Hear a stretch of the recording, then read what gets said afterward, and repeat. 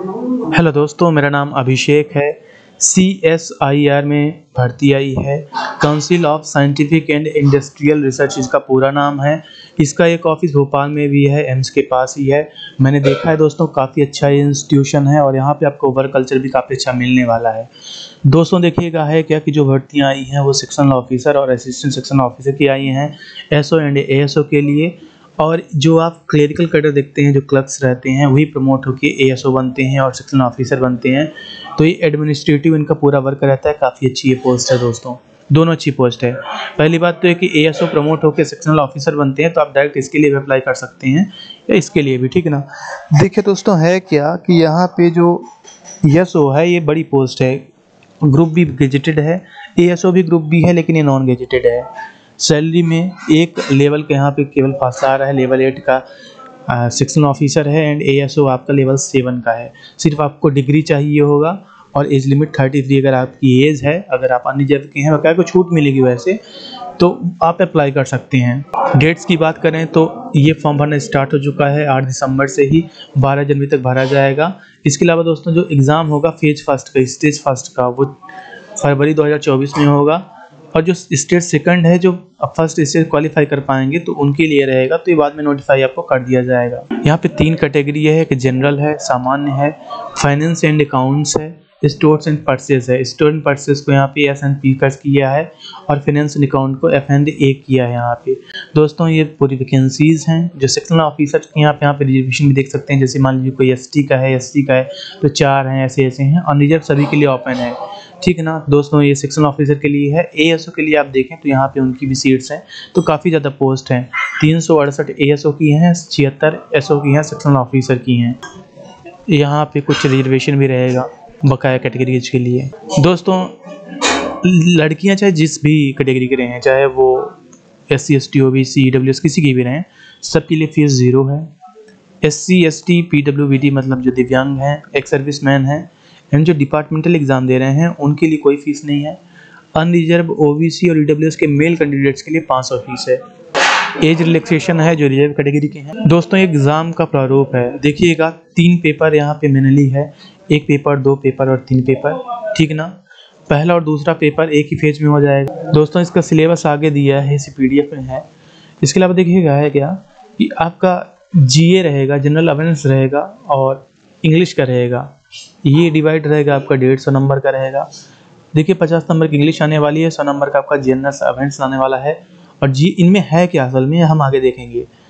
यहाँ पे देखिएगा माइनस मार्किंग सभी में है, 1/4 नंबर कटेगा, 0 में 3 कटेगा हर एक गलत आंसर के लिए। इसलिए आपको सही आंसर वहाँ पे करना है। इसके लिए टाइम 2 घंटे का रहेगा। दूसरा पेपर देखिएगा 200 मार्क्स का रहेगा और यहाँ पे क्वेश्चंस भी लगभग उतने ही रहेंगे, तो 2.5 घंटे के वाला पेपर रहेगा। पहला सेकंड पेपर एक साथ ही हो जाएगा, ठीक है ना, एक ही स्टेज में हो जाएगा। दूसरा जो है ये रीजनिंग और मैथ्स है, ठीक है ना। और जो तीसरा है जब आपका रहेगा, चाहे वो कंप्यूटर प्रोफिशिएंसी रहे ASO के लिए, और जो इस स्टेज को क्वालिफाई कर पाएंगे उनके लिए इंग्लिश और हिंदी में जो डिस्क्रिप्टिव पेपर रहेगा, मतलब ऐसे लिखना, आप ऐसे लिखना, लेटर लिखना, ये पूरा रहेगा, ये भी रहेगा। टाइम आपके सामने इधर है, मार्क्स इधर हैं। देखिएगा जो इंटरव्यू है वो सेक्शनल ऑफिसर के लिए है, ASO के लिए नहीं है। ASO के लिए कंप्यूटर को जो नॉर्मल सा रहेगा कि भाई आप कंप्यूटर चला लेते नहीं चला लेते, क्वालिफाइंग नेचर का रहेगा। इसका कोई मार्क्स नहीं ऐड होगा, लेकिन आपको मिनिमम जो क्राइटेरिया वो क्रॉस करना होगा। पूरा पेपर बाइलिंगुअल होगा, मतलब हिंदी इंग्लिश में होगा। इंग्लिश का जो पार्ट रहेगा वो केवल इंग्लिश में रहेगा। अभी देखिएगा सिलेबस है और ब्रेकअप जो आपका मार्क्स है वो है।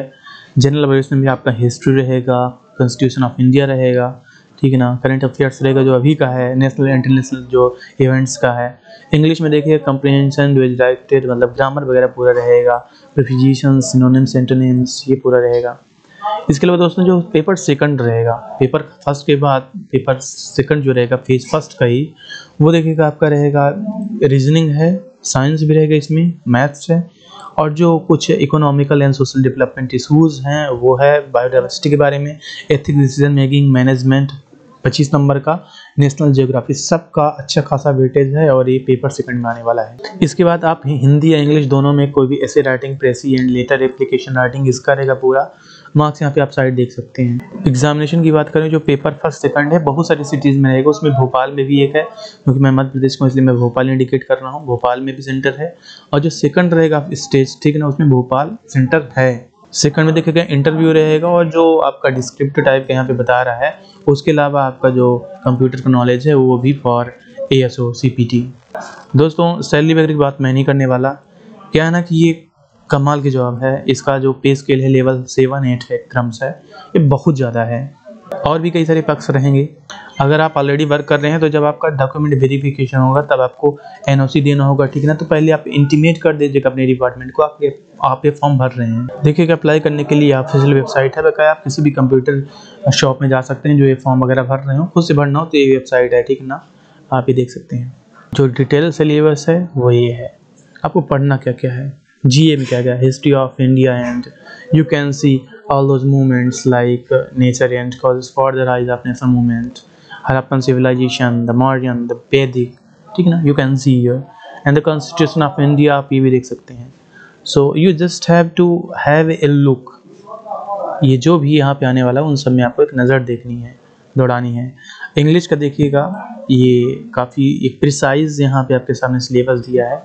इन पार्ट सेकंड रहेगा, ये आपका रीजनिंग है, मैथ्स है, साइंस है, फिजिक्स केमिस्ट्री एंड बायो भी है यहाँ पे, और उसमें कंप्यूटर भी आपका साइंस में ऐड किया गया है। And you can see all this. दोस्तों इसके बाद आपका जो डिस्क्रिप्टिव रहेगा, यहाँ पे आपको कुछ ऑप्शंस रहेंगे। आपको यू हैव टू अटेम्प्ट 2 ऐसे राइटिंग्स, प्रेसी राइटिंग है, एप्लीकेशन राइटिंग है।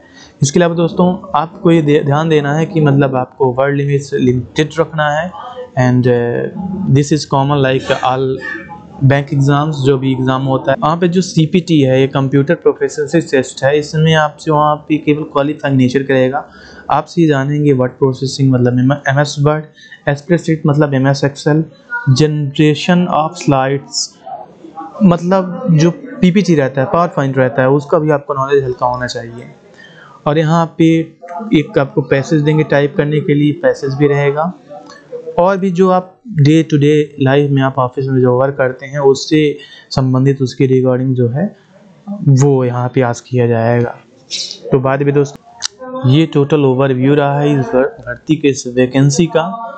आप अप्लाई कर सकते हैं। इसका जो प्रोसीजर है, लेंथ है वो ज़्यादा है, लेकिन जो CGL की तैयारी कर रहा है उसके लिए सब आसान रहने वाला है, कोई ज़्यादा टफ नहीं है। So keep practising and hope कि आपको ये वीडियो यूज़फुल लगी होगी। दोस्तों आपको बात ये भी ध्यान देना है कि जो आपकी क्वालिफिकेशन है एट द टाइम ऑफ जो आप फॉर्म अप्लाई कर रहे हैं तो आपका कंप्लीट होना चाहिए। एंड मेरे हिसाब से आप यदि ASO के लिए भरना चाहें या फिर सेक्शन ऑफिसर के बनना चाहें, you have to give preferences. आपको ये प्रेफरेंस चूज करना होगा कि आप कौन से को पहले अप्लाई करना चाहते हैं, general, finance and the other one. तो आपको इस हिसाब से मेरिट के हिसाब से ये पोस्ट अलॉट हो जाएंगे। दोस्तों बहुत अच्छा डिपार्टमेंट है और मुझे नहीं लगता कि इससे बेहतर कोई संस्था होगी जो कि ऑटोनॉमस है और आपको काफ़ी ज़्यादा स्कोप देती है आपके करियर में। दोस्तों आप हमारे साथ रहने का धन्यवाद।